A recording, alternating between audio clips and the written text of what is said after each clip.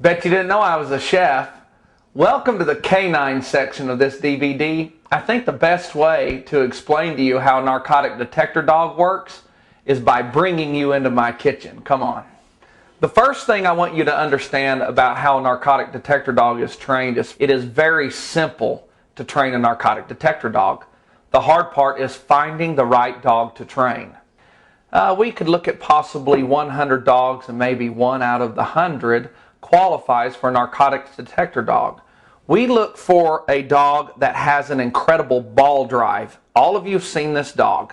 Everybody hates this type of dog because when you go to the backyard, they jump up on you, they tear things up, and they want to chase their ball over and over, and they're just psycho about their ball.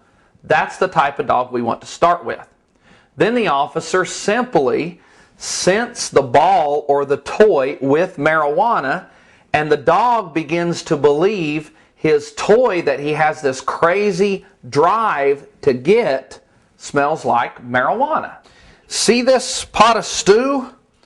Well, humans, we see carrots, corn, potatoes, gravy. We see all these substances, but we only smell one odor: stew.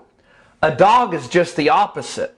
He can't see very well. He sees in shades of gray and black, and he cannot see 3D. He sees flat. So his eyesight is not good, but his nose is excellent. When a canine smells this stew, he smells corn, carrots, potatoes, gravy. So he can separate odors just like you and I separate the ingredients by sight. Knowing this principle that a dog can separate odors like humans see, you should be able to draw the conclusion that masking substances do not work. So, to answer the age-old question, do coffee grounds mask the odor of marijuana? Absolutely not. I've had my dog alert on bricks of marijuana that were wrapped in cellophane, then layers of coffee grounds, then mustard.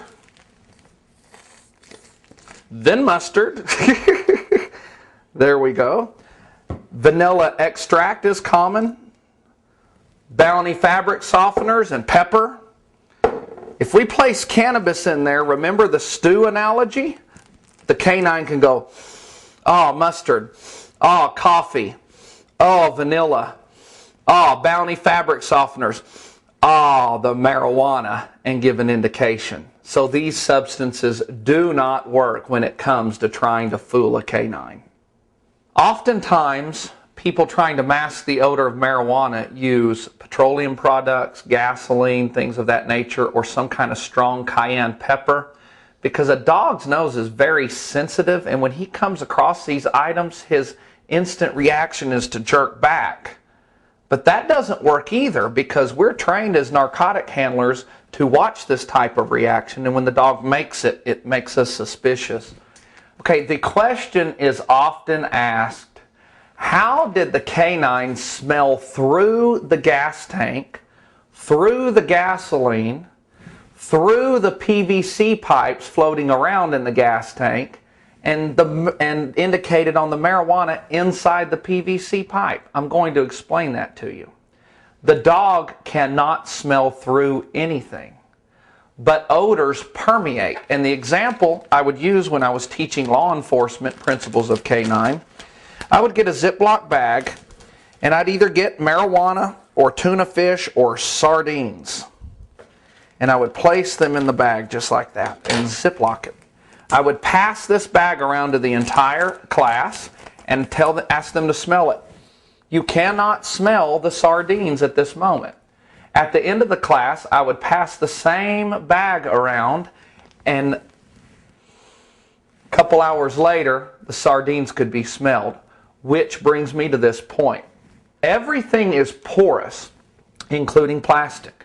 Under a microscope, there are microscopic pores. So the marijuana seeps through the PVC pipes, through the gasoline, through the metal gas tank, and there's an odor or scent cone on the outside of the gas tank for the dog to pass through, and then the dog goes, oh, gas tank.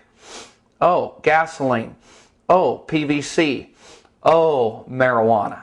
So dogs cannot smell through anything. Odors permeate out.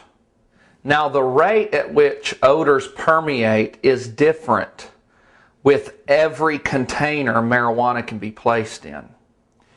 If I do not contaminate the outside of this Folgers cup with marijuana dust and it's completely clean, and I drop the marijuana inside the coffee and place the lid on top, the dog will not alert on this item at that moment because the odor hasn't had time to permeate.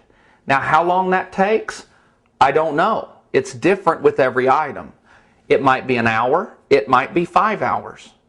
So it's important to remember, if you're going to travel with a few joints going down the highway and you're going to place it in a container, place it in a non-contaminated container right before you leave, and then the odor does not have time to permeate to develop a scent cone on the outside for the dog.